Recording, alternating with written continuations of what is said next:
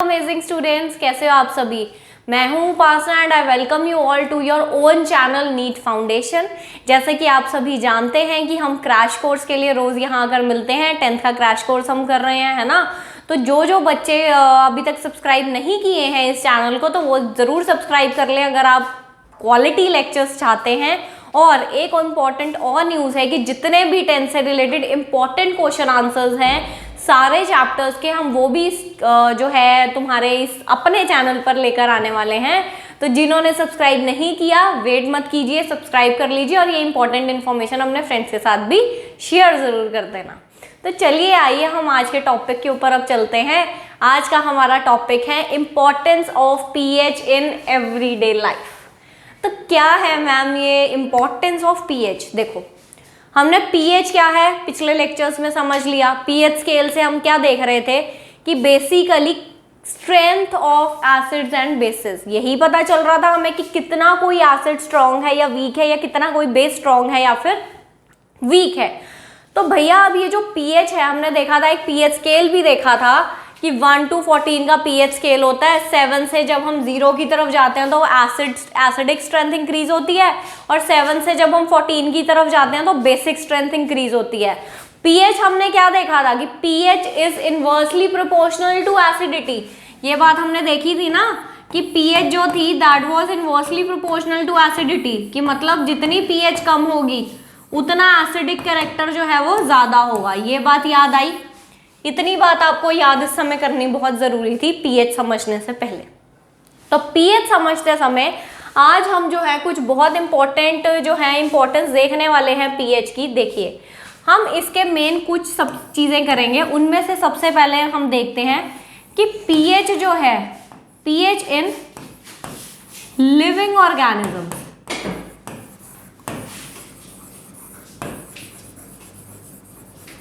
तो बच्चों, जैसे मैंने आपको बताया कि एवरीडे लाइफ में जो पीएच है वो बहुत इंपॉर्टेंट रोल प्ले कर रहा है ना।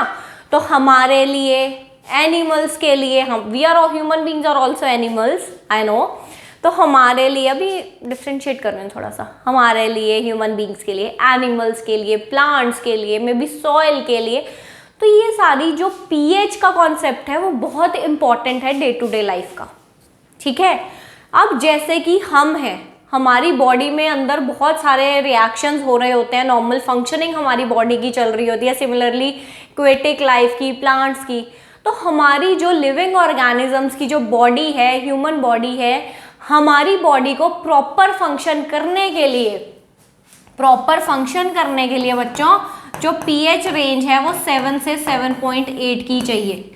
अगर हमारी बॉडी की जो पीएच है वो इस पीएच से गड़बड़ाई तो हमारी बॉडी जो है वो प्रॉपर फंक्शनिंग नहीं करेगी। ह्यूमन बॉडी, लिविंग ऑर्गेनिजम्स की जो बॉडी है, जैसे प्लांट्स हैं, हम ह्यूमन बींग्स हैं स्पेशली, तो हमारी जो बॉडी की जो पीएच है वो ये होनी चाहिए 7 से 7.8, तभी हमारी बॉडी जो है वो प्रॉपर फंक्शनिंग करेगी।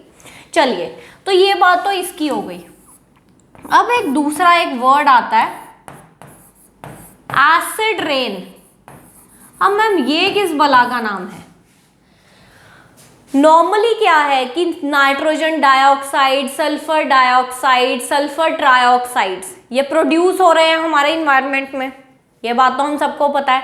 तो जब ये डाइऑक्साइड्स जो हैं, ये nitrogen dioxide, sulphur dioxide, trioxide, जब ये इन्वायरमेंट में, एटमॉस्फेयर में बेसिकली चले जाते हैं, जब ये जो nitrogen dioxide, sulphur dioxide, sulphur trioxide जो प्रोड्यूस हो रहे हैं बच्चों, जब ये एटमॉस्फेयर में चले जाते हैं तो क्या होता है वहां जाकर, ये एयर के साथ या मे बी वाटर के साथ क्या करते हैं, रिएक्ट कर जाते हैं। वहां पर ये नाइट्रोजन डाइऑक्साइड या फिर जैसे कि सल्फर डाइऑक्साइड, मैं बहुत डिटेल में नहीं जाऊंगी एसिड रेन के, आपको मोटा मोटा सा बता रही हूँ कि आखिरकार होती क्या है। तो ये जब एटमॉस्फेयर में चले जाते हैं, तो एटमॉस्फेयर में जाके जब ये वाटर के साथ कंबाइन कर जाते हैं, एटमॉस्फेयर में वाटर प्रेजेंट है, एयर प्रेजेंट, ऑक्सीजन प्रेजेंट है ना, तो ये वहां पर जाकर वाटर के साथ जब कंबाइन करते हैं तो एज अ रिजल्ट क्या होता है, एसिड फॉर्मेशन हो जाती है। जैसे कि HNO3 नाइट्रिक एसिड बन जाता है, सल्फ्यूरिक एसिड बन जाता है, ठीक है। दोबारा से सुनिए, जो ये नाइट्रोजन डाइऑक्साइड या सल्फर डाइऑक्साइड्स वगैरह हैं, ये जो प्रोड्यूस हो रहे हैं एनवायरनमेंट में, जब ये एटमॉस्फेयर में जाते हैं तो वहां एटमॉस्फेयर में जाके ये वाटर के साथ या मे बी एयर के साथ रिएक्ट कर जाते हैं।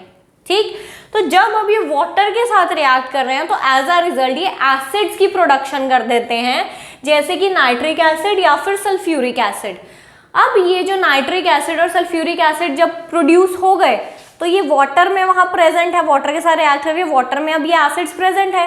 तो एज अ रिजल्ट जब वो वाटर अर्थ पे फ्लो करेगा, जब ये वाटर अर्थ पे फ्लो करेगा तो उसकी जो नॉर्मल रेन वाटर की जो पीएच है उससे कम होगी पीएच, तो इसकी जो जनरली पीएच होगी वो बिलो 5.5 होगी। इस रेन वाटर की जो पीएच है वो 5.5 से कम होगी। क्यों? क्योंकि उसमें एसिड्स प्रेजेंट है। ठीक है, तो एज अ रिजल्ट जो ऐसा रेन वाटर है जिसकी पीएच 5.5 से कम होती है, हम उसको एसिड रेन बोलते हैं बच्चों। ऐसा वाटर जिसकी जो पीएच है वो 5.5 से, रेन वाटर जिसकी पीएच 5.5 से कम होती है, हम उसको एसिड रेन बोलते हैं। आई होप अभी एसिड रेन क्लियर होगी। अब देखो, ये रेन वाटर फ्लो कर रहा है, ये रेन वाटर फ्लो कर रहा है। अब ये जब रेन वाटर फ्लो करके आसमान से नीचे टपका तो जो नीचे रिवर वाटर है वहां भी जाएगा। जो नीचे रिवर है, रिवर्स वगैरह है, रिवर वाटर है, जब ये रेन वाटर आएगा तो यहाँ भी जाएगा। जो इस यहाँ पानी फ्लो कर रहा है उसके साथ मिक्सअप होगा। तो अब यहाँ पे क्या है, एक्वेटिक लाइफ्स हैं। ये येलो वाली जो मैं बना रही हूँ, सपोज करो ये प्लांट्स एनिमल्स हैं जो उस रिवर वाटर में प्रेजेंट हैं। ठीक है, ये मैंने जो येलो बनाया ये सपोज करो प्लांट्स और एनिमल्स हैं जो कि एक्वेटिक लाइफ है सारी की सारी, जो कि उस रिवर वाटर में प्रेजेंट है। क्लियर है बच्चों? तो अब ये जो प्लांट्स और एनिमल्स हैं, जब इनको तो एक ऑप्टिमम पीएच चाहिए थी ग्रो करने के लिए, सरवाइव करने के लिए, may be around 7 to 7.8, but हुआ क्या कि जब एसिड रेन आई तो ये रिवर वाटर की भी जो पीएच थी वो गड़बड़ा गई, है ना। उसने उस पानी की पीएच को भी कम कर दिया रिवर वाटर की, जिसकी वजह से क्या हुआ कि ये जो एक्वेटिक लाइफ यहाँ बैठी हुई थी इनकी जिंदगियों पे तो असर हो गया। जो इनको ऑप्टिमम पीएच चाहिए थी ग्रो करने के लिए, भैया पीएच तो कम हो गया। पीएच अब जब कम हो गई तो इनकी तो लाइफ स्टेक पर आ गई, ये तो प्रॉपरली ग्रो ही नहीं कर पाएंगे, जी नहीं पाएंगे। एंड एसिड रेन में even lead to the death of aquatic life. Acid rain में even lead to the death of aquatic life. ये बात समझ में आपको आई? कितना ज्यादा असर हुआ एक्वेटिक लाइफ पे पीएच का, यहां देखो हुआ।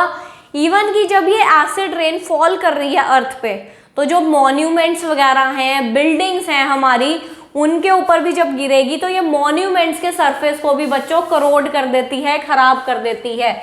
जितने भी हमारे मॉन्यूमेंट्स वगैरह हैं उसके भी जो सरफेस हैं ये उसको भी करोड कर देती है, खराब कर देती है।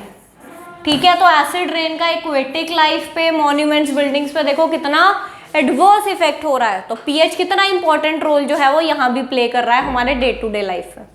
चलिए अब हम पीएच के अगले टॉपिक के ऊपर चलते हैं।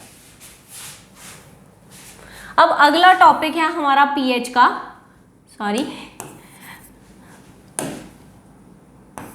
PH in soil. PH in soil. अब मैम ये सॉइल में पीएच का क्या असर है? देखो, हमने कहीं भी मिट्टी में ही क्रॉप्स ग्रो करते हो, प्लांट्स ग्रो करते हो, सॉइल में ही कर रहे हो, वहीं से प्लांट को सारे न्यूट्रिशंस वगैरह मिलते हैं। तो जब भी हमने कोई क्रॉप, कोई भी प्लांट सॉइल में ग्रो करवाना है तो हर पर्टिकुलर क्रॉप या प्लांट को ग्रो करने के लिए एक ऑप्टिमम पीएच चाहिए होती है। क्या चाहिए होती है? एक ऑप्टिमम पीएच चाहिए होती है। तो इसलिए जब भी हमने कोई प्लांट को किसी पर्टिकुलर जगह पर ग्रो करवाना है, सॉइल में ग्रो करवाना है, तो हम उससे पहले उस सॉइल की पीएच चेक करते हैं।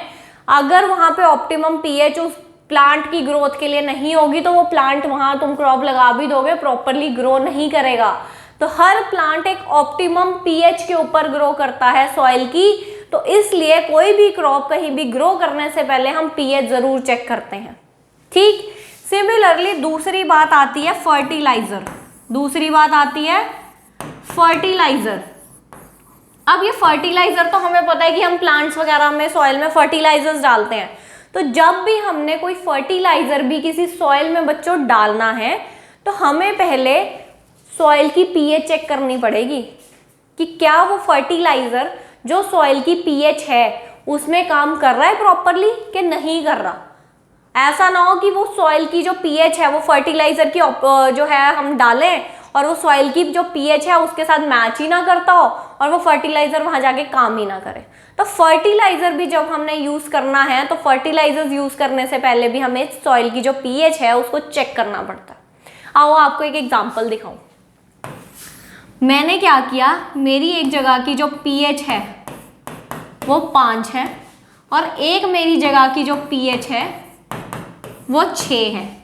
अब सिर्फ एक पीएच का देखो फर्क है, जहां मेरी पीएच 5 है बच्चों वहां पे वाइल्ड ग्रास ग्रो कर रही है। क्या ग्रो कर रही है? वाइल्ड ग्रास, जो गंदी सी ग्रास होती है ना, बड़ी बड़ी सी ऐसी गंदी सी घास पीली पीली सी, वो ग्रो कर रही है। पर जब मेरी पीएच 6 है तो सुंदर सी ग्रीन ग्रास वहां पर ग्रो कर रही है, तो सुंदर सी ग्रीन ग्रास ग्रो कर रही है। अब आप देखो सिर्फ एक पीएच का फर्क है और वहां पे वाइल्ड ग्रास ग्रो कर रही है और वहां पे ग्रीन ग्रास ग्रो कर रही है। कितना डिफरेंस आया सिर्फ एक पीएच में, कितना सारा पीएच का सॉइल पे। ठीक है, यहाँ पे सॉइल की पीएच 5 थी तो उस सॉइल में वाइल्ड ग्रास ग्रो कर रही थी, वहां पे 6 पीएच है तो ग्रीन ग्रास ग्रो कर रही है। अब आपको और अच्छे से चीजें समझ आ गई होंगी। सिमिलरली जो हमारे लॉन्स वगैरह होते हैं घर के आगे, वहां पे जब हम ग्रास ग्रो करवाते हैं तो बच्चों वहां पर भी जो लॉन्स हैं उन लॉन्स में जब आपने ग्रास ग्रो करवाना है, ठीक है, वहां पे जो ग्रास की जो ग्रोथ है उसके लिए जो ऑप्टिमम पीएच आप लोगों को चाहिए वो भी क्या होगी, 6.2 से 7 के अराउंड वहां पे पीएच जो है वो यूज होती है। कितनी पीएच यूज होती है? 6.2 से 7 के अराउंड जो है वहां भी ऑप्टिमम पीएच जो है वो हमारे घर के बाहर ग्रासेस को ग्रो करने के लिए ये ऑप्टिमम पीएच जो है वो चाहिए होती है। ठीक, तो अभी हमने क्या देखा, पीएच का हमारा एसिड रेन में क्या रोल था, हम ह्यूमन बींग्स पे क्या रोल था और किस पे, सॉइल पे पीएच का क्या रोल था। अभी भी पीएच खत्म नहीं हुई है, 2 उसके पार्ट्स रहते हैं। अभी हमने देखना है पीएच का टूथ डिके में क्या रोल है और पीएच का डाइजेस्टिव सिस्टम में क्या रोल है, तो वो हम अगले लेक्चर में देखेंगे। तो अगर आपको आज की वीडियो अच्छी लगी है तो इसको लाइक जरूर कर दे, चैनल को सब्सक्राइब जरूर कर दे और अपने फ्रेंड्स के साथ शेयर करना बिल्कुल मत